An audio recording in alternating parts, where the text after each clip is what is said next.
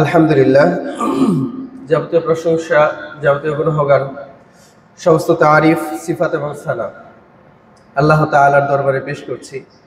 যে আল্লাহ তাআলা আমাদেরকে আজকের জুমার দিনে নির্ধারিত সময়ে মসজিদে উপবিষ্ট হওয়ার এবং সালাত আদায় করার, খুতবা শ্রবণ করার তৌফিক দান করেছেন, সে আল্লাহ তাআলার শুকরিয়া আদায় করার নিমিত্তে আমরা অন্তরস্থল থেকে কালিমাতে শুকরিয়া পাঠ করছি আলহামদুলিল্লাহ। অগণিত অজস্র দুরুদ এবং সালাম পেশ করছি আমাদের সাইয়্যিদুল মুরসালিন খাতামুন নবিয়্যিন মুস্তাফা মুহাম্মদ রাসূলুল্লাহ সাল্লাল্লাহু আলাইহি ওয়াসাল্লামের উপর। অতঃপর দুরুদ পেশ করছি তার পরিবারবর্গ, আহলে আয়াল এবং সকল আসহাবে কেরামের উপর। আমরা পড়ছি আল্লাহুম্মা সাল্লি আলাইহিম, আল্লাহুম্মা বারিক আলাইহিম। সম্মানিত উপস্থিতি, মুসলিম কেরাম, আমরা গত সপ্তাহে আলোচনা করেছিলাম রাসূল সাল্লাল্লাহু আলাইহি ওয়াসাল্লামকে অনুসরণ করা নিয়ে, যে রাসূল সাল্লাল্লাহু আলাইহি ওয়াসাল্লামকে অনুসরণ করা কি জন্য আমাদের প্রয়োজন এবং বিশ্বনবীকে অনুসরণ করার জন্য পর্যায়ক্রমে কি কি প্রয়োজন। যেমন বিশ্বনবীকে অনুসরণ করার জন্য আগে তাকে আমাদেরকে ভালোবাসতে হবে। এখন কি জন্য আমরা তাকে ভালোবাসবো? কারণ তিনি আমাদেরকে ভালোবেসেছেন, তিনি আমাদেরকে নিয়ে উদ্বিগ্ন ছিলেন, উৎকণ্ঠা ছিলেন, তিনি আমাদের জন্য সর্বদা দোয়া করতেন। তো যেই ব্যক্তি আমাদেরকে এতটা ভালোবেসেছেন, আমরা অবশ্যই তাকে ভালোবাসবো। এবং ভালোবাসার চূড়ান্ত সীমা হলো অনুসরণ। যখন আপনি কাউকে সর্বোচ্চ ভালোবাসা দিবেন, তখনই কেবলমাত্র আপনি তাকে অনুসরণ করতে পারবেন। যারা বর্তমানে Messi, Ronaldo, Neymar, Shakib Al Hasan এদেরকে যারা ভালোবাসেন, এই ভালোবাসার লোকদের মধ্যে ক্যাটাগরি দুই ক্যাটাগরির ভালোবাসার লোক আছে। এক ক্যাটাগরি তাদেরকে ভালোবাসে জাস্ট তারা ভালো প্লেয়ার অথবা ভালো খেলোয়াড়, এই জন্য তাদের খেলা দেখতে ভালো লাগে, তারা খুব সুন্দর খেলে, এই জন্য তাদেরকে পছন্দ করে। এটা ভালোবাসার চূড়ান্ত সীমা না। ভালোবাসার চূড়ান্ত সীমা হলো তাদের ব্যাপারে যারা তাদেরকে এতটাই পছন্দ করে যে তারা যেইভাবে চলাফেরা করে ওইভাবে তারাও চলাফেরা করে। তারা যেইভাবে চুল কাটে তারাও, তাদের ভক্তরাও ওইভাবেই চুল কাটে। তাদের এই সকলে যে বড় বড় খেলোয়াড়রা যেই গাড়িতে চড়ে, যেই টি শার্ট পরে, তারাও ওই টি শার্ট ক্রয় করে, তারা নিজেরাও ওই টি শার্ট পরে, এবং তারা যেই দলে খেলে তারা ওই দলের সমর্থন করে। তারা যাই করুক না কেন, তারা তার শতভাগ সমর্থন এবং তাকে অনুসরণ করে। ইতিপূর্বে আমরা দেখেছিলাম যে ক্রিস্টিয়ানো রোনালদো, সে একবার কোকাকোলার বোতল এক জায়গা থেকে সরিয়ে দিয়েছিল, যার কারণে কোকাকোলার মার্কেট রেট নিচে পড়ে গেছে। কারণ রোনালদোর এত অনুসরণকারী যারা রোনালদোকে ভালোবাসে, তারা কোকাকোলা খাওয়া ছেড়ে দেয় কেবলমাত্র তার এই কার্যক্রমের কারণে, যে রোনালদো কোকাকোলা ভালোবাসে না, সুতরাং আমরাও কোকাকোলা খাবো না।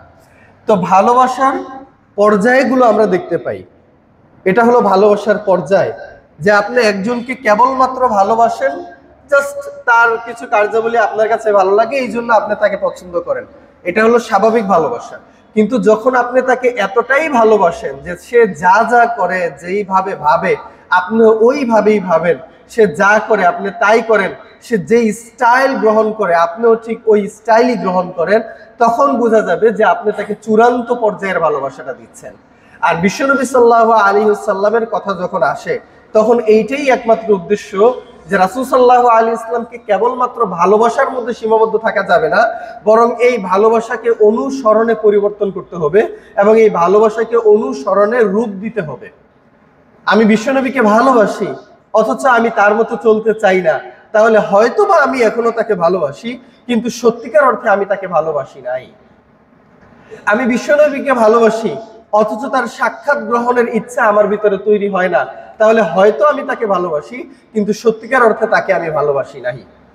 সেজন্য আপনারা দেখবেন যে আপনি যাকে জিজ্ঞাসা করেন সকলেই হয়তোবা বলবে যে হ্যাঁ, আমি আল্লাহকে ভালোবাসি।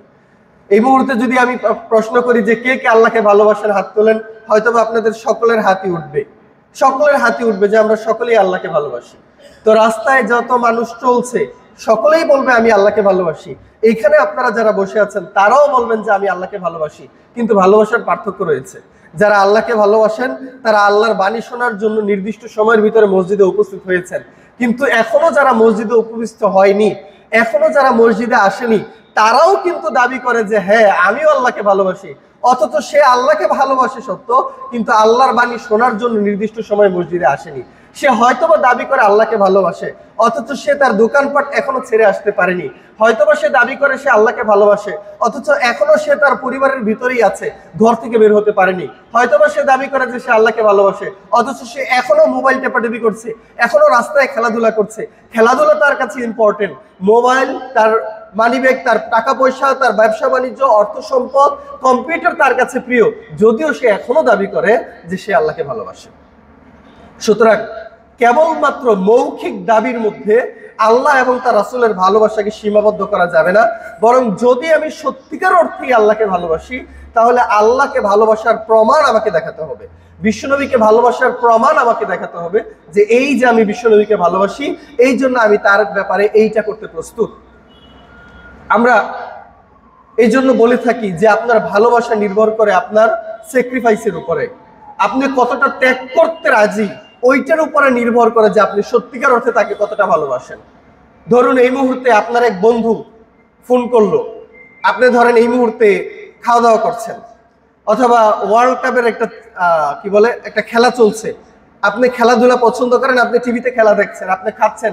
এই মুহূর্তে আপনার পাড়ার একটা বন্ধু আপনাকে ফোন করলো যে বন্ধু বাহিরে আসো, তোমার সাথে ঘুরতে যাব, তোমার সাথে কথা আছে। কিন্তু আপনি বন্ধুকে পছন্দ করেন সত্য, কিন্তু খেলাধুলাটা আপনার কাছে বেশি প্রিয়। তো দেখা যাবে কি যে যদিও আপনার বন্ধু আপনাকে ডাকছে, আপনি তাকে ভালোবাসেন সত্য, কিন্তু আপনি তাকে বলে দিবেন যে বন্ধু এই মুহূর্তে খেলাধুলা চলছে, আমি আসতে পারবো না, খেলা শেষ হলে তারপরে তোমার সাথে দেখা করব। অথচ আপনি আপনার বন্ধুকে ভালোবাসেন। কিন্তু ঠিক একই টাইমে, ঠিক একই জায়গায় যদি আপনার সবচাইতে প্রিয় ব্যক্তিটা আসে, ধরেন যদি মিজানুর রহমান আজহারি আসে, অথবা ডক্টর জাকির নায়েক আসে, অথবা শেখ আব্দুর রাজ্জাক বিন ইউসুফ আসেন, অথবা মক্কার ইমাম আসেন, এইরকম উচ্চ পর্যায়ের কোন একজন ব্যক্তি যাকে আপনি সবচাইতে বেশি ভালোবাসেন, এই ধরনের ব্যক্তি যদি আপনাকে ঠিক একই টাইমে ফোন দেয়, আপনি এখন খেলা দেখছেন, আপনার খুব প্রিয় একটা খেলা এই মুহূর্তে চলছে, একই টাইমে যদি এইরকম উচ্চ পর্যায়ের কোনো ব্যক্তি আপনাকে ফোন দিয়ে বলে যে জনাব তোমার জন্য আমি একটু বাহিরে দাঁড়িয়ে আছি, চলো আমরা বাহিরে গিয়ে কিছুক্ষণ কথা বলি, আপনার কাছে কি তখন আর খেলাধুলা ইম্পর্টেন্ট থাকবে না? আপনি খেলাধুলা ছেড়ে দিবেন। আপনি হয়তো খাওয়া দাওয়া করছিলেন, আপনি খাওয়া দাওয়া বাদ দিয়ে দিবেন।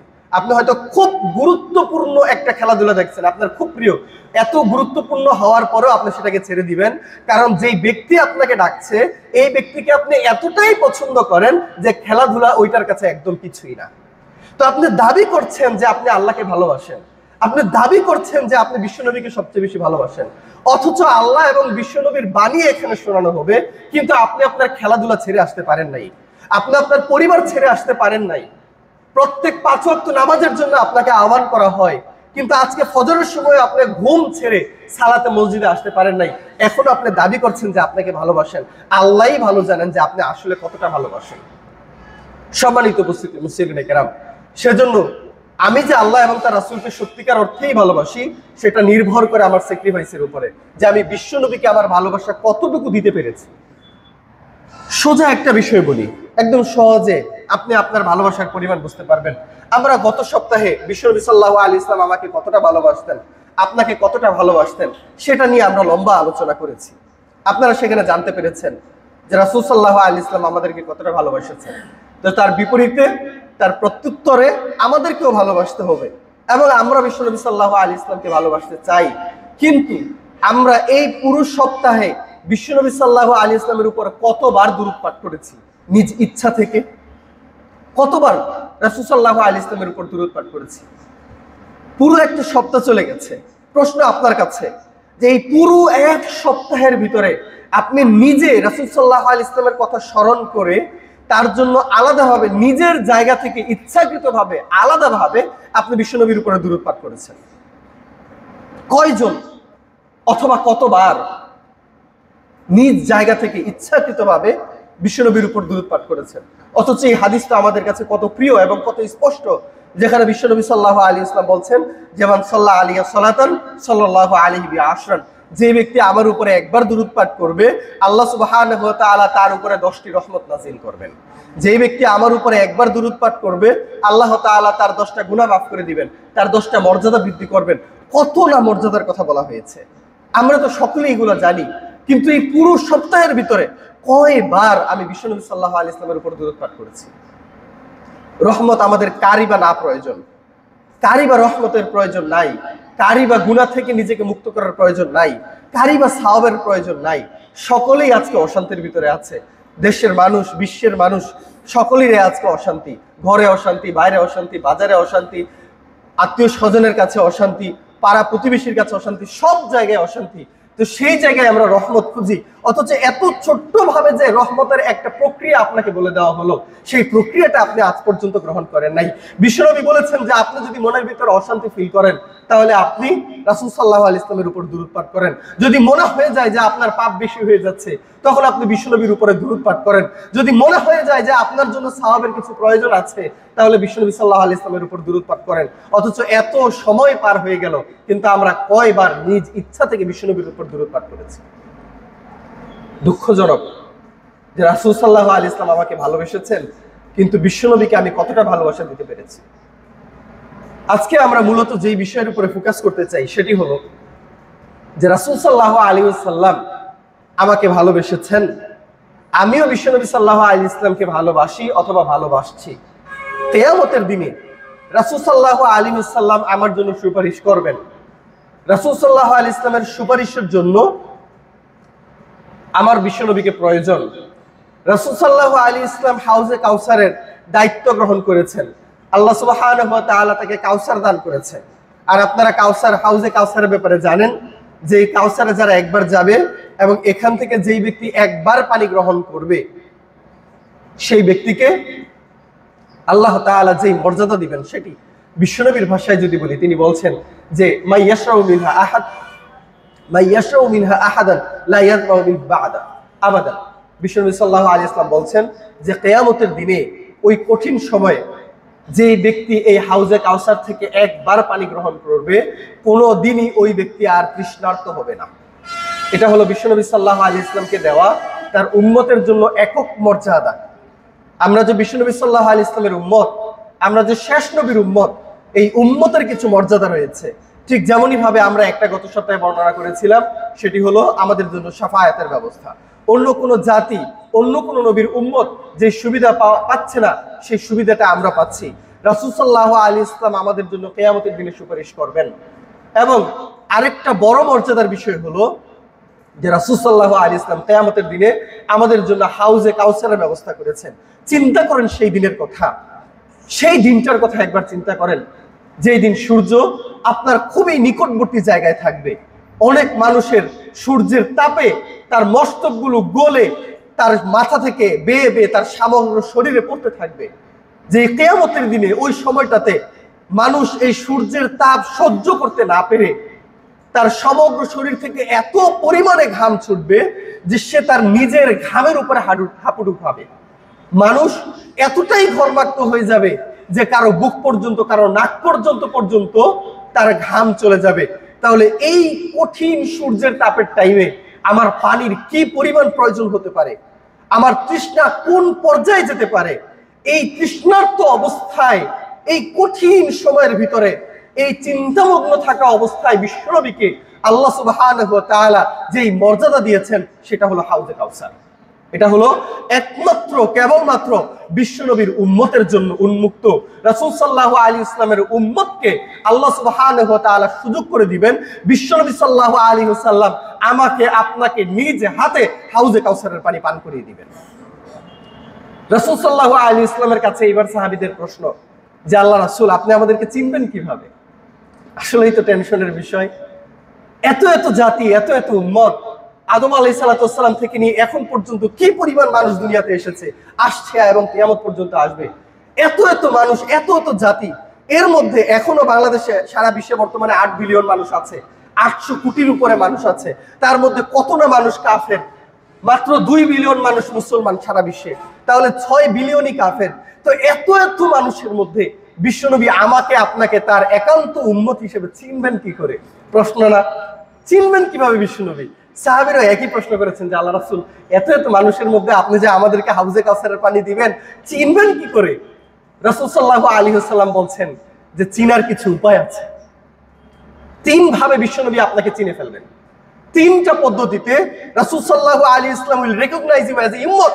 রাসূল সাল্লাল্লাহু আলাইহি ওয়াসাল্লাম আপনাকে চিনে ফেলবেন যে আপনিই হলেন তার একান্ত বাধ্যগত একজন উম্মত।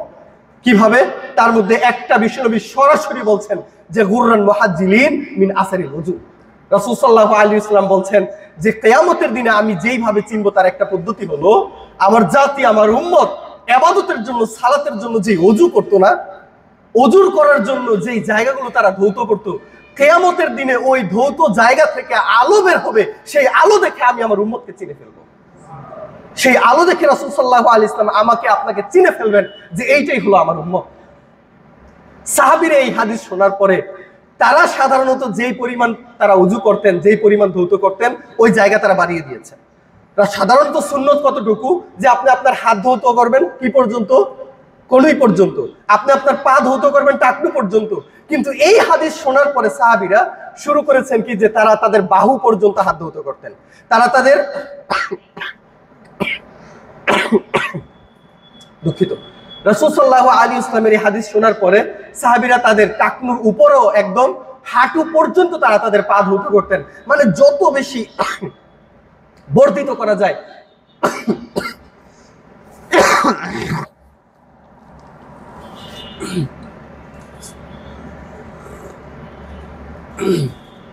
বলছিলাম যত বেশি করা যায় সাহাবীরা সেটাই করতেন।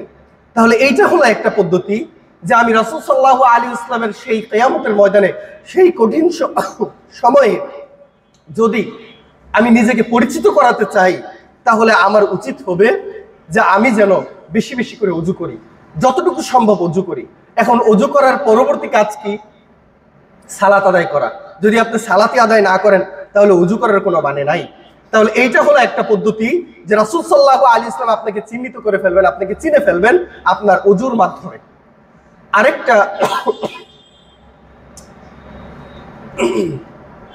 আরেকটা পদ্ধতি হলো যেভাবে বিশ্বনবী সাল্লাল্লাহু আলাইহি ওয়াসাল্লাম আপনাকে চিনবেন, সেটা হলো মিন আসারিস সুজুদ।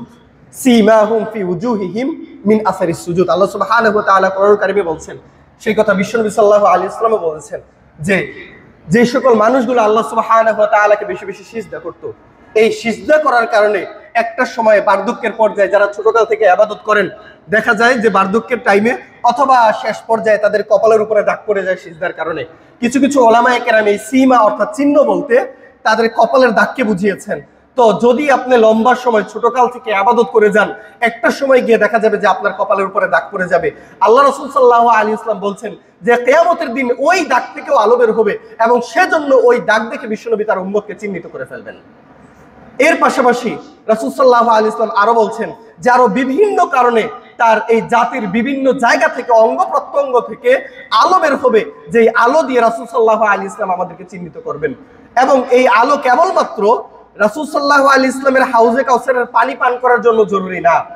যদি আপনি রাসূল সাল্লাল্লাহু আলাইহি ওয়াসাল্লামের শাফায়াত পেতে চান তাহলে তার পরিচিতি লাগবে।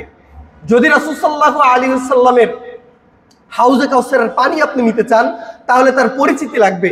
এর পাশাপাশি আরো একটা কারণে আপনার আলো প্রয়োজন, সেই কারণটা হলো যদি আপনি সেই পুল সিরাত পার করতে চান।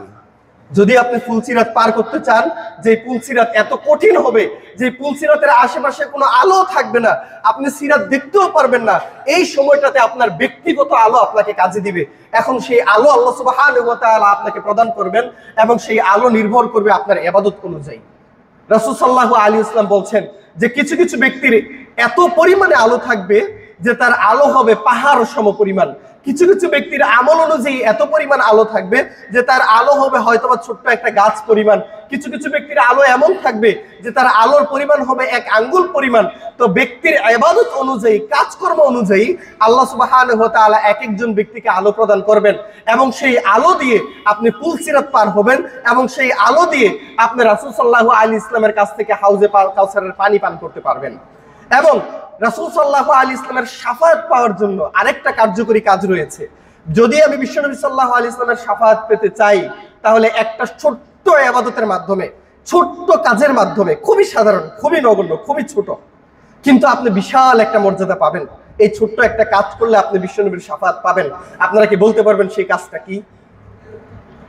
আমরা ইতিপূর্বে আলোচনা করেছি কোন ইবাদত করলে রাসূল সাল্লাল্লাহু আলাইহি ইসলামের শাফাত পাওয়া যাবে কিয়ামতের দিনে। আলহামদুলিল্লাহ, শায়েখরা আমাদেরকে উত্তর দিয়েছেন যে রাসূল সাল্লাল্লাহু আলাইহি ইসলামের বক্তব্য অনুযায়ী আজানের জবাবগুলো যদি আমরা দেই তাহলে রাসূল সাল্লাল্লাহু আলাইহি ইসলামের শাফাত কবুল হয়ে যাবে। রাসূল সাল্লাল্লাহু আলাইহি ইসলাম বলছেন, রাসূল সাল্লাল্লাহু আলাইহি ইসলাম বলছেন যে যখন আজান হয়, যদি তোমরা তার আজানের প্রত্যেকটা জবাবের প্রত্যুত্তর করো, তারপর আমি নবী সাল্লাল্লাহু আলাইহি ইসলামের উপরে দুরূদ পাঠ করো এবং এরপরে যে আজানের দোয়াটা রয়েছে এই দোয়াটা পাঠ করো, হাল্লাত লাহু শাফাআতি ইয়াউমাল কিয়ামা, কিয়ামতের দিন আল্লাহ সুবহানাহু ওয়া তাআলা ওই বান্দার জন্য আমার পক্ষে শাফায়াত করার অনুমতি দান করে দিবেন। তাহলে আমরা এই ছোট্ট একটা ইবাদত করলে রাসূল সাল্লাল্লাহু আলাইহি ইসলামের শাফায়াত পেয়ে যেতে পারি। যাই হোক, এটা ভিন্ন আলোচনা। আমরা বলছিলাম যে কিভাবে আমরা আমাদের আলো বর্ধিত করতে পারি। যেহেতু কিয়ামতের দিন নিজেকে বাঁচিয়ে নেওয়ার একমাত্র কাজ হলো আমার আলো বাড়ানো। কি কাজ করলে, কিভাবে কাজ করলে আমরা আমাদের আলো বৃদ্ধি করতে পারি। এখন সেই আলো বৃদ্ধি করার কিছু পদ্ধতি রয়েছে। এর মধ্যে প্রথমটা আমরা বলে দিয়েছি ইতিমধ্যে, সেটি হলো রাসূল সাল্লাল্লাহু আলাইহি ইসলাম বলেছেন, যদি তুমি ওযু করো, ওযু করার কারণে তোমার বিভিন্ন অঙ্গ প্রত্যঙ্গ আলোক উজ্জ্বল হবে এবং এর মাধ্যমে তুমি আলো পাবে। তাহলে আমাদেরকে বেশি বেশি ওযু করতে হবে, এটি হলো একটা কাজ। দ্বিতীয়ত, রাসূল সাল্লাল্লাহু আলাইহি ওয়াসাল্লাম বলছেন আলো পাওয়ার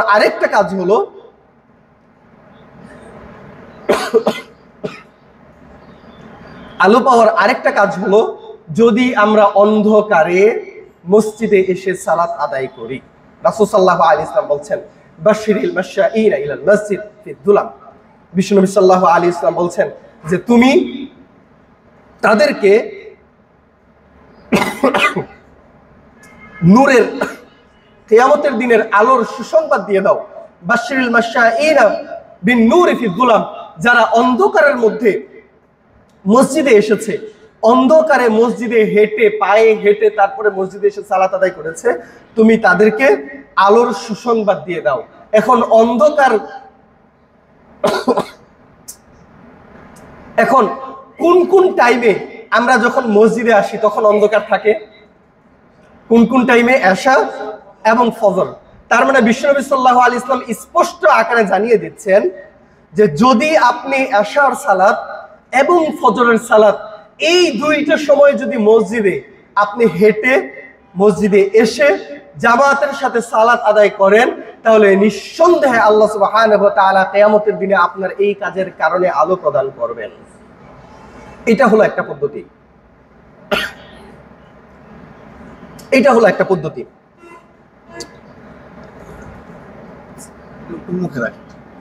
আচ্ছা, শুকরিয়া। আমি অত্যন্ত দুঃখিত, আপনাদের কাছে ক্ষমা চাইছি। যেহেতু আপনারা খুতবা শুনতে এসেছেন, আপনারা হয়তো বা অনেকটা ডিস্টার্ব হচ্ছেন আমার এই সমস্যার কারণে।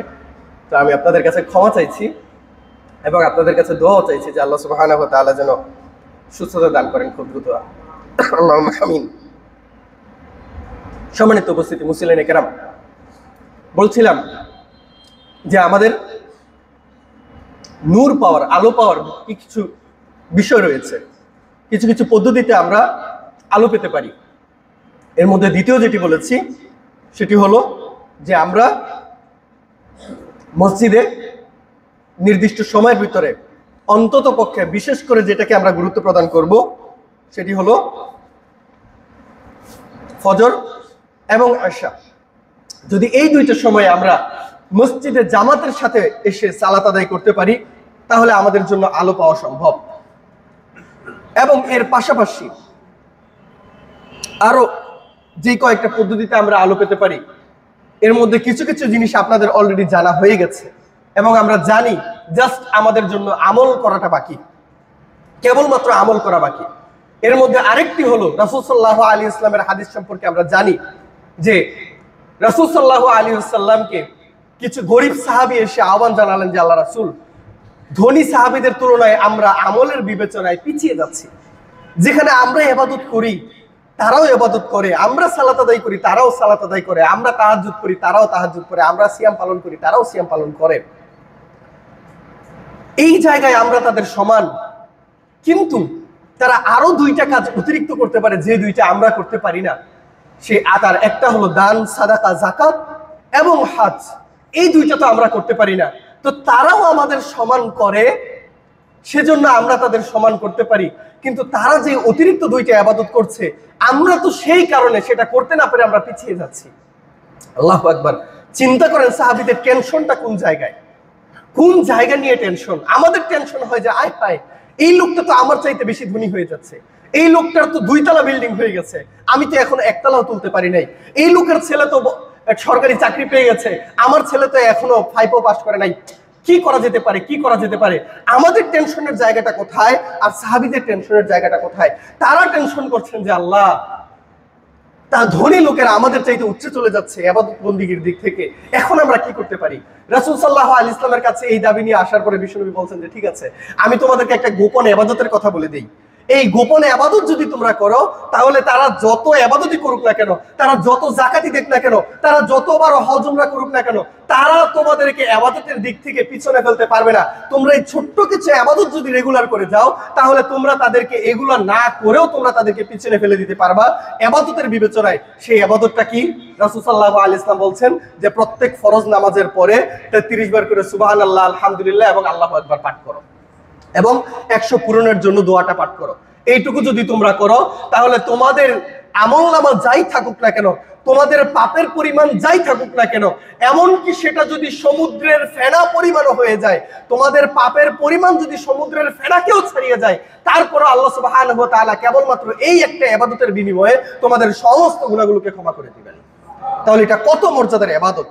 এখন এই ইবাদতকে কিছু কিছু মানুষ বাস্তবায়ন করতে গিয়ে তারা তাসবির ব্যবহার গ্রহণ করেন, যার বিপরীতে বিশ্বনবী সাল্লাল্লাহু আলাইহি ওয়াসাল্লাম আমাদেরকে শিখিয়েছেন যে তোমরা এখন এই ইবাদতগুলো করতে গেলে ঠিক যেমনই ভাবে ওই দিক থেকে তোমরা সুযোগ পাবা, ঠিক যেমনই ভাবে ওই দিক থেকে আল্লাহ তাআলা তোমাদেরকে এত বেশি পরিমাণ সওয়াব দিবেন যে ধনী লোকেরা যাকাত প্রদান করেও তারা এত পরিমাণ সওয়াব পেতে পারবে না, ধনী লোকেরা হজ এবং উমরা করেও তারা এত পরিমাণ সওয়াব অর্জন করতে পারবে না যদি তোমরা এই ইবাদতগুলো করো। এখন হাদিসের পরবর্তী অংশ আমরা অবশ্যই জানি, দেখা গেল যে সিক্রেট বিষয় সিক্রেটলি ফাঁস হয়ে গেছে, গোপন বিষয় গোপনীয়তার মাধ্যমে সকলের কাছে ছড়িয়ে গেল। তারা আবার বিশ্বনবীর কাছে আসলো, এসে বলছে যে আল্লাহ রাসূল, আপনি আমাদেরকে যে গোপন কোডের কথা বলেছিলেন, এখন এই গোপন কোড তো আর গোপন নাই, আমরা যেরকম চুপচাপ ইবাদত করতাম, এখন ধনী লোকেরাও সেগুলো জেনে গেছে, এখন তো তারাও ইবাদত করা শুরু করে দিয়েছে, এখন আমরা কোথায় যাব? বিশ্বনবী সাল্লাল্লাহু আলাইহি ওয়াসাল্লাম বললেন যে যালিকা ফাদলুল্লাহি ইউতিহি মাইয়াশা, আল্লাহ সুবহানাহু ওয়া তাআলা যদি কাউকে সম্পদ দিয়ে থাকেন, এটা আল্লাহ তাআলার একান্ত ব্যক্তিগত ইচ্ছা, সুতরাং আল্লাহ তাআলা তাদের উপরে অনুগ্রহ করেছেন। সুতরাং এখান থেকে দুইটা বিষয় আমাদের জন্য বোধগম্য, যে আল্লাহ তাআলা যাকে সম্পদ দিয়েছেন তার উচিত হবে সম্পদটাকে আল্লাহর রাস্তায় ব্যবহার করে এর সর্বোচ্চ ব্যবহার করা। আল্লাহ তাআলা আপনাকে সম্পদ দিয়েছেন, বিশ্বনবী কি বলছেন? যেটা আল্লাহ তাআলা আপনার উপরে অনুগ্রহ করেছেন, সুতরাং এই অনুগ্রহের সর্বোচ্চ ব্যবহার করতে হবে। দ্বিতীয়ত হলো যে এই ইবাদত যদি এখন আমরা করতে যাই, আমরা যদি সেই পরিমাণ সওয়াব অর্জন করতে যাই, তাহলে আমাদেরকে অবশ্যই অবশ্যই এই ইবাদতগুলো বেশি বেশি করতে হবে। এই দোয়াগুলো প্রত্যেক ফরজ নামাজের পরে আমাদেরকে 33 বার করে সুবহানাল্লাহ, আলহামদুলিল্লাহ, আল্লাহু আকবার পাঠ করতে হবে। এখন এগুলো আমরা পাঠ করব কিভাবে? আমরা অনেক সময়ে পাঠ করার জন্য তাসবিহ গ্রহণ করি এই উসিলায় যে আমরা ভুলে যাব, কিন্তু বিপরীতে বিশ্বনবী সাল্লাল্লাহু আলাইহি ওয়াসাল্লাম বলছেন যেই কথা আমাদের আজকের খুতবার জন্য প্রয়োজন, যেই কথা আমরা বলছিলাম যে আমরা আলো কিয়ামতের দিন কিভাবে পাবো, বিশ্বনবী সাল্লাল্লাহু আলাইহি ওয়াসাল্লাম বলছেন যে কিয়ামতের দিনে ওই ব্যক্তিগুলো ওইভাবে আলো পাবে। দুনিয়াতে যে সকল লোকেরা এই তাসবিহগুলো পাঠ করার জন্য তাদের হাতের আঙ্গুলগুলোকে ব্যবহার করত, কিয়ামতের দিনে তাদের এই হাতের আঙ্গুলের জায়গা থেকে এই করগুলো থেকে আলো প্রকাশিত হবে। এই আলো দিয়ে কিয়ামতের দিনে ওই লোকেরা আল্লাহ সুবহানাহু ওয়া তাআলার পুলসিরাত পার হয়ে যাবেন। সুতরাং সম্মানিত উপস্থিতি মুসলিম কেরাম, আমরা যদি আল্লাহ তাআলার আলো পেতে চাই, তাহলে অবশ্যই অবশ্যই ঠিক যেমনই ভাবে আমরা বেশি বেশি করে ওযু করব, অঙ্গ প্রত্যঙ্গ সর্বোচ্চ ধোয়ার চেষ্টা করব, ঠিক তার পাশাপাশি আমরা নির্দিষ্ট সময়ে ফজর এবং এশা অবশ্যই অবশ্যই মসজিদে এসে জামাতের সহিত পালন করব।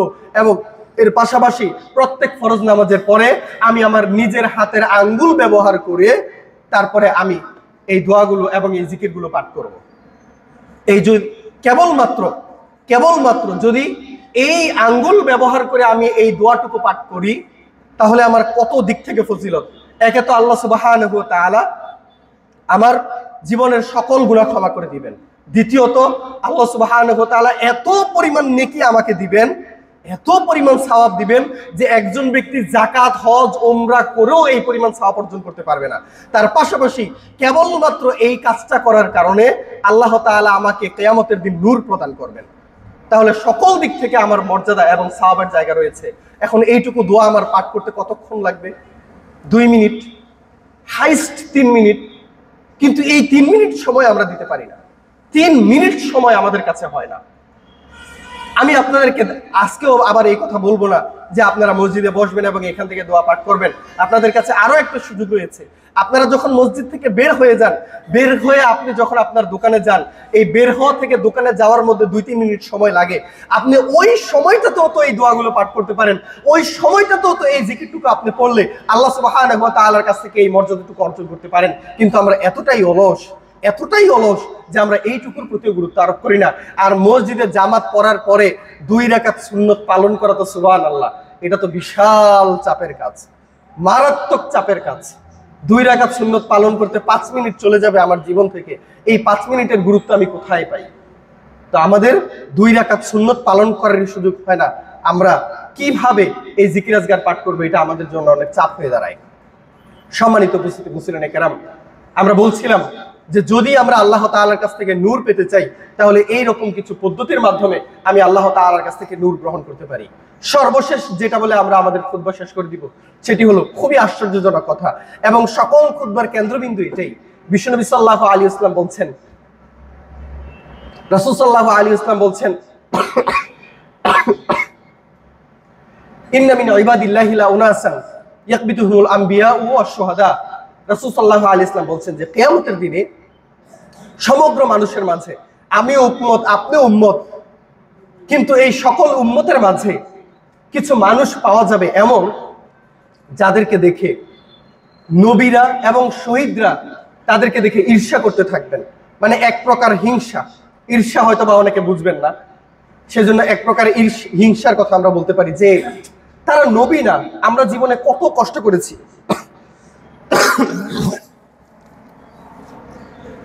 আমরা জীবনে কত কষ্ট করেছি, কত মৃত্যুর সামনে আমরা দাঁড়িয়েছি। শহীদরা বলবে যে আমরা ডিরেক্টলি মৃত্যুবরণ করেছি ইসলামের জন্য। আর সেই জায়গায় কিছু মানুষ, না তারা শহীদ, না তারা নবী, তারপরে এত পরিমাণ মর্যাদা পাচ্ছে, এত পরিমাণ সওয়াব পাচ্ছে, আল্লাহর কাছে তাদের এত মর্যাদা। তো কিছু কিছু মানুষকে কিয়ামতের দিন পাওয়া যাবে যাদের মর্যাদা দেখে, যাদের ইবাদতের জায়গা দেখে, আল্লাহ তাআলার কাছে যাদের স্থান দেখে নবীরা এবং শহীদরা ঈর্ষা করতে থাকবেন যে কিভাবে তারা এত মর্যাদা পেল। রাসূল সাল্লাল্লাহু আলাইহি ওয়াসাল্লাম বলছেন যে এই মর্যাদা পাওয়ার অন্যতম একটা কারণ হলো, যে তাহাব্বু, যে তারা আল্লাহ সুবহানাহু ওয়া তাআলার জন্য ভালোবেসেছে। তারা কেবলমাত্র আল্লাহ সুবহানাহু ওয়া তাআলার জন্যই একে অপরকে ভালোবেসেছে এবং বিদুনি আরহামিন বাইনাহুম, তাদের মাঝে কোনো ভালোবাসার, আত্মীয়তার কোনো সম্পর্ক ছিল না। সে এমন কাউকে ভালোবেসেছে বা এমন কিছুকে ভালোবেসেছে যেই জিনিসটাকে অথবা যেই মানুষটাকে ভালোবাসার পিছনে আত্মীয়তার সম্পর্ক গুরুত্বপূর্ণ না।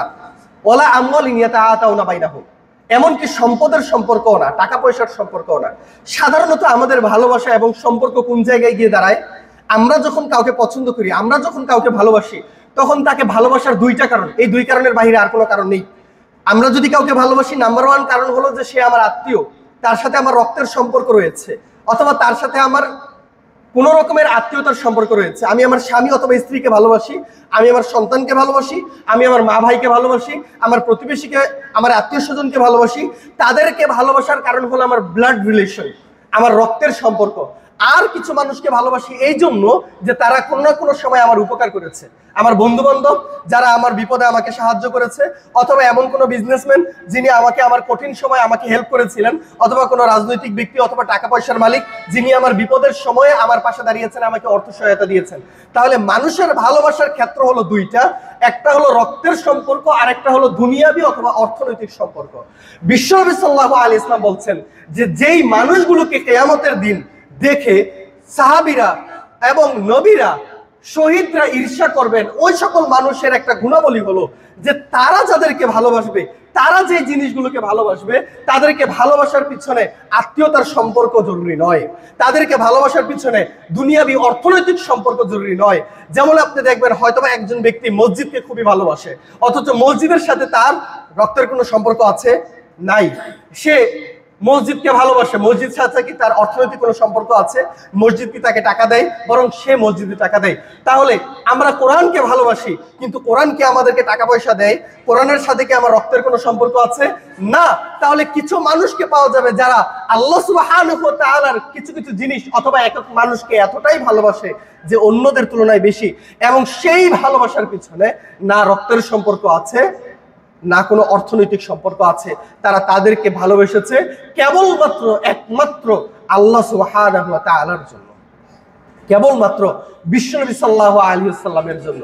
সুতরাং যখন আপনি কাউকে ভালোবাসছেন, আপনি একটা লোককে খুবই ভালোবাসেন কেবলমাত্র এই জন্য যে সেই লোকটা ধার্মিক, তার কাছ থেকে ভালো কিছু জ্ঞান পাওয়া যায়, তার কাছ থেকে ভালো কিছু জিনিস পাওয়া যায়, এই জন্য আপনি তাকে ভালোবাসেন। তো ভালোবাসার মাপকাঠি অথবা কেন্দ্রবিন্দু যদি হয় এই যে কেবলমাত্র ধর্মীয় জায়গা থেকে আপনি তাকে ভালোবাসেন, তবেই আপনি প্রকৃতপক্ষে ওই লোকদের অন্তর্ভুক্ত হতে যাচ্ছেন। আমি আমার ব্যক্তি জীবনের অভিজ্ঞতার কথা যদি বলি, আমি আমার ব্যক্তি জীবনে আমি এইটুকু অন্তত বলতে পারবো যে আজ পর্যন্ত আশা করি যে কাউকে আমি কষ্ট দেই নাই। আমি ব্যক্তিগতভাবে আশা করি যে আমি এই পর্যন্ত কাউকে কষ্ট দিইনি অথবা কারোর সাথে খারাপ ব্যবহার করিনি, কারোর সম্পদ লুণ্ঠন করিনি। তারপরও আমার এই ব্যক্তি জীবনে আমি দুই ধরনের মানুষকে পেয়েছি। একদল মানুষ আমাকে খুবই ভালোবাসেন, আরেক দল মানুষ আমাকে খুবই অপছন্দ করেন, এবং সেই ভালোবাসার কেন্দ্রবিন্দু অথবা অপছন্দের কেন্দ্রবিন্দু অন্য কিছুই নাই, কেবলমাত্র ধর্মীয় জায়গা থেকে।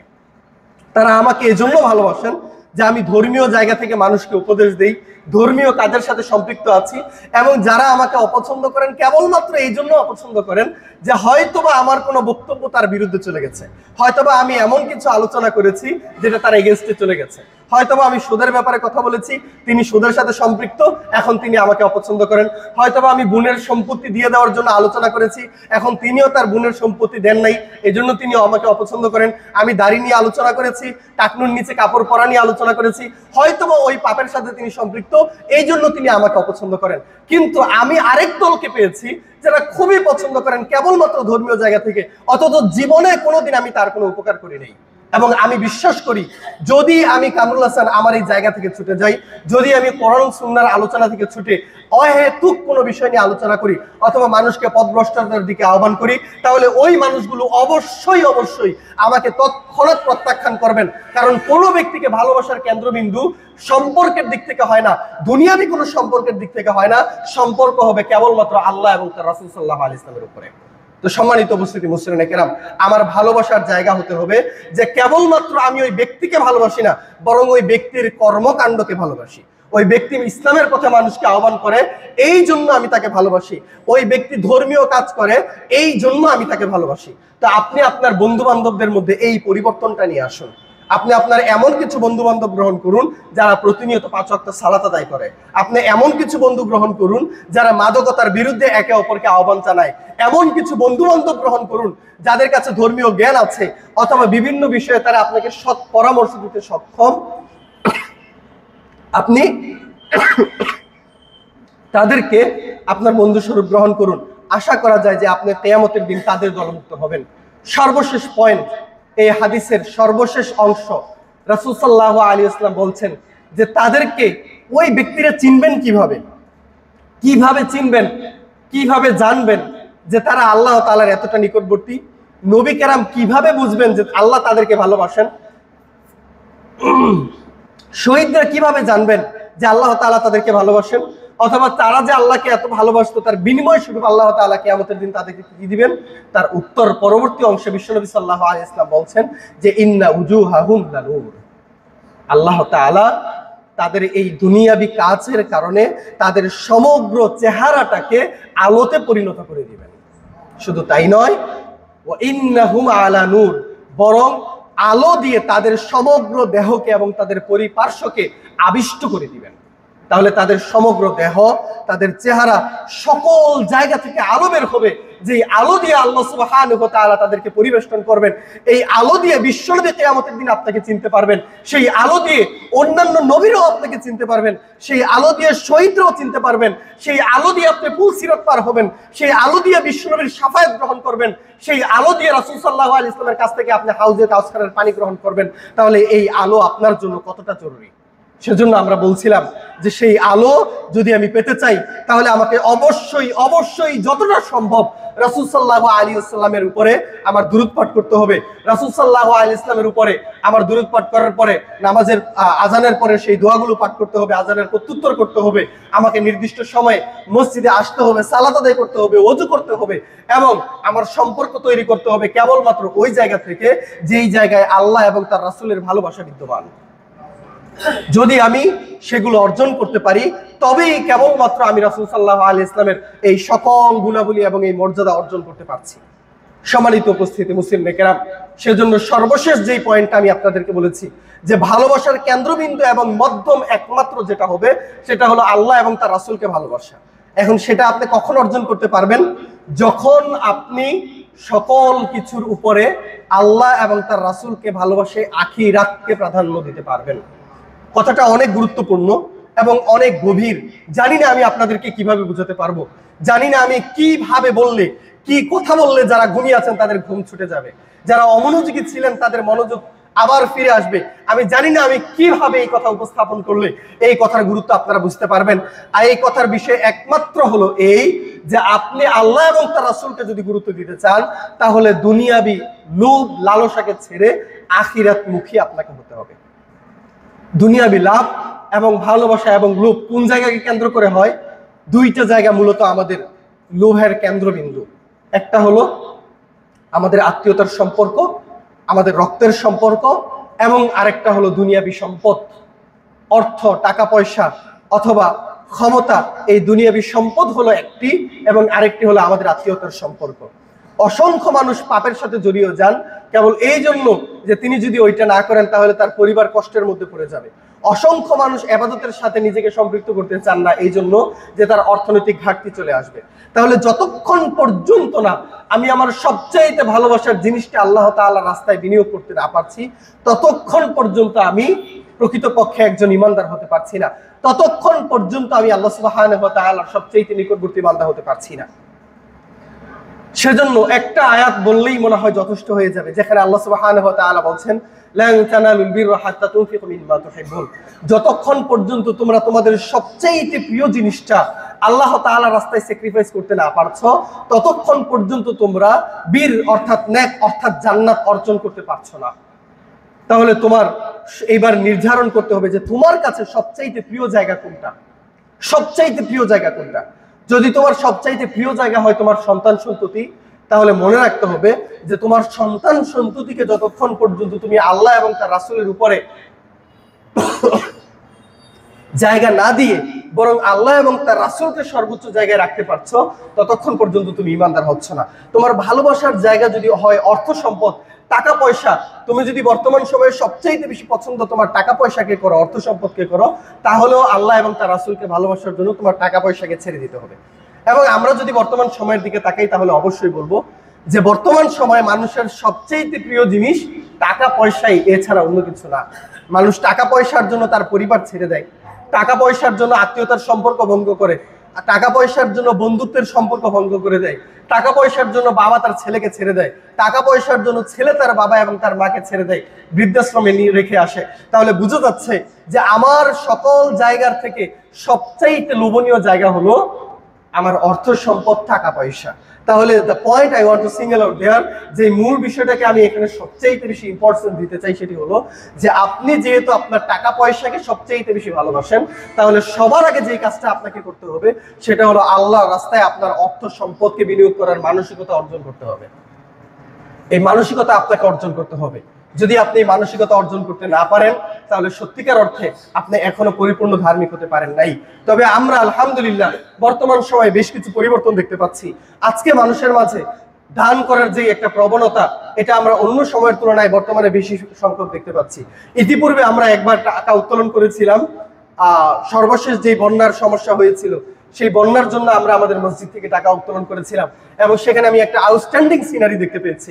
মানুষ এতভাবে আগ্রহী হয়েছেন, এত বড় অঙ্কের একটা অর্থ দান করেছেন যে আমি নিজেই অবাক হয়ে গেছি টাকা উত্তোলন করতে গিয়ে, যে আজকে মানুষের হৃদয়, মানুষের চিন্তা ভাবনা কতটা পরিবর্তন হয়েছে।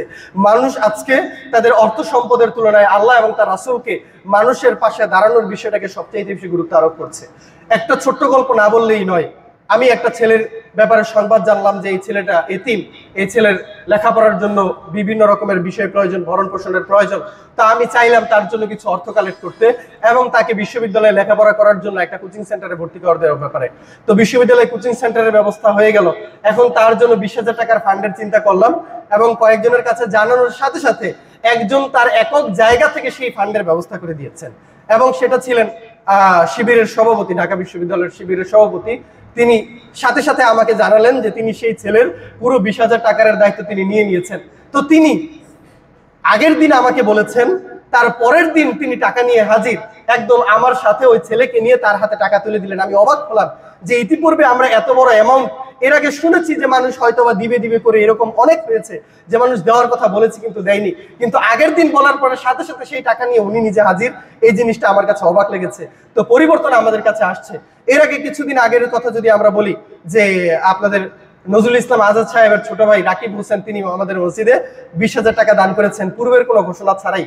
তিনি এমন না যে আমরা ওনাকে কাছে আহ্বান জানিয়েছি তারপরে উনি টাকা দিয়েছেন, অথবা তিনি এমনটাও আবার করেন নাই যে হুজুর যেহেতু 20,000 টাকা দিচ্ছি খুব বড় করে কিন্তু দোয়া করতে হবে, খুব বড়ভাবে কিন্তু আমার জন্য দোয়া করতে হবে, এরকমটা আমরা ইতিপূর্বে পেয়েছি। ধরেন এক লোক 5,000 টাকা দান করেছে, মসজিদ থেকে ঘোষণা করা হলো যে সকলেই বলেন মারহাবা, বলা হলো মারহাবা।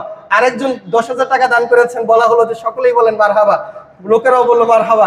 তো এই বলার পরে যিনি 10,000 টাকা দান করেছেন তার মুখ বেজার। কেন বেজার? 5,000 টাকা যে দান করেছে তার জন্য মারহাবা একবার, আমি যে 10,000 টাকা দান করলাম আমার জন্য তো মারহাবা 2বার করে দেওয়া উচিত ছিল, কিন্তু আমার জন্য মারহাবা দেওয়া হয়েছে একবার। তো আমরা এই জায়গা থেকে আজকে পরিবর্তিত হচ্ছি। এই জিনিসগুলো আমাদের কাছে খুবই আনন্দের, যে আমরা অন্যের সহানুভূতি অথবা অন্যের ভালোবাসা, অন্যের কাছ থেকে, দুনিয়াবী মানুষের কাছ থেকে কোনো প্রশংসা পাওয়ার দিকে আমরা ঝুঁকছি না। আল্লাহ তাআলার কাছে দোয়া করি যে এই মানসিকতা আমাদের জন্য চিরস্থায়ী করুন। আমরা আজকে যেরকম ভাবে দান করতে পারছি সেই দানের প্রতি আমরা উদ্বুদ্ধ হই। তো এই ঘোষণা আমি ফেসবুকে দেওয়ার পরে দেখা গেল যে আপনাদের এলাকার কাউসার ভাই আছেন এখানে, কাউসার ভাই আমাকে ফোন করে বললেন যে ভাই আমি 1,000 টাকা দান করব। তো ঠিক আছে, আমি বললাম যে ভাই যে টাকা উত্তোলন করার কথা ছিল সেটা তো হয়ে গেছে, এখন আর টাকা আশা করি প্রয়োজন হবে না। তিনি বলছেন যে না, এর বাহিরেও আমি দিব, যেহেতু সে অসহায় মানুষ, যদি আমি 1,000 টাকা দিই তাহলে সেটা তারই উপকারে আসবে। তো তিনি 1,000 টাকা দেওয়ার কথা বললেন, যে পরবর্তী সপ্তাহে আপনি মসজিদে আসলে আমি আপনার কাছে 1,000 দিয়ে দিব। কিন্তু আমি মসজিদে আসলাম, আমারও মনে নেই, ওনারও মনে নেই, তিনি আর মসজিদে আসেন নাই। তিনি ফোন করে ক্ষমা চাইছেন যে ভাই আমি ভুলে গেছি, মসজিদে আসতে পারিনি, তো আমি আপনাকে বিকাশে টাকা দিয়ে দিচ্ছি। আমার কাছে বিষয়গুলো খুবই আনন্দ লাগছে যে একজন ব্যক্তি এমনটা নয় যে তিনি আমার কাছে ইতিপূর্বে আমি তার কাছে টাকা পাইতাম এজন্য তিনি আমার কাছে ক্ষমা চাইছেন, বরং তিনি দান করবেন এবং সেই দানের টাকা নির্দিষ্ট সময় দিতে পারেননি, এই জন্য তিনি ক্ষমা চাইছেন। তো আজকে এই যে পরিবর্তনের ছোঁয়া, আজকে আমাদের প্রত্যেকটা মানুষের মাঝে একে অপরকে সহযোগিতা করার, সহায়তা করার যে একটা অনুভূতি এবং যে একটা আগ্রহ, এটা চিরস্থায়ী হোক। আমরা আল্লাহ সুবহানাহু ওয়া তাআলার কাছে দোয়া করি, আল্লাহ তাআলা যেন আমাদের এই মানসিকতা ধরে রাখার তৌফিক দান করেন। সম্মানিত উপস্থিতি, এখানে আরেকটা আনুষঙ্গিক বিষয় হলো এই যে আমরা ঠিক যেমনই ভাবে বলেছিলাম আল্লাহ এবং তার রাসূলকে ভালোবাসা মানে দুনিয়াতে আমরা যা কিছু ভালোবাসবো সেখানে দুনিয়াবি রক্তের সম্পর্ক থাকবে না, অথবা তাকে টাকা ধার দিয়েছিলাম, অথবা দুনিয়াতে সে আমাকে সহায়তা করেছিল, এরকম সম্পর্ক থাকার বাহিরে আমি আল্লাহ এবং তার রাসূলকে ভালোবাসার জন্য দুনিয়াবি ধর্মীয় কাজে আমি এগিয়ে আসবো। এর মধ্যে অন্যতম একটি বিষয় যেটা আমরা আপনাদের কাছে আলোচনা উপস্থাপন করতে চাই সেটি হলো যে আমাদের মসজিদের যেই মাইকিং এর যে ইউনিট আছে তার মধ্যে যতগুলো ইউনিট ছিল সবগুলো ইউনিট নষ্ট হয়ে গেছে, এবং সেই ইউনিটগুলো ঠিক করার জন্য কিছু অর্থের প্রয়োজন। তার পাশাপাশি আমাদের যেই গ্লাস রয়েছে সেই গ্লাসও ভেঙে গেছে। সবকিছু মিলে আমাদের মোটা একটা অর্থের প্রয়োজন। তো আমরা আপনাদের কাছে আহ্বান জানাচ্ছি, অনুরোধ জানাচ্ছি যে খুবই অল্প সময়ের মধ্যে আমরা যে যত দিতে চাই, আমরা আমাদের নামাজের পরে যদি কালেকশন করি তাহলে মনে হয় সেটা ভালো হয়। আমরা আপনাদের কাছে আহ্বান জানাবো যে আমরা মসজিদকেও পরিত্যাগ করবো না, অল্প সময়ের মধ্যে থাকবে, এবং ততক্ষণের মধ্যে আমরা যে যত দিতে চাই অথবা দিতে পারি সেই মানসিকতা আমরা গ্রহণ করি এবং সেই নিয়ত আমরা করি। আমরা নামাজের উপরে পরে কালেকশন করবো ইনশাআল্লাহ। সকলের কাছে থাকার আহ্বান রাখবো এবং সকলের পার্টিসিপেশন করার জন্য আহ্বান রেখে আমাদের আজকের আলোচনা শেষ করছি। ওমা আলাইনা ইল্লাল বালাগুল।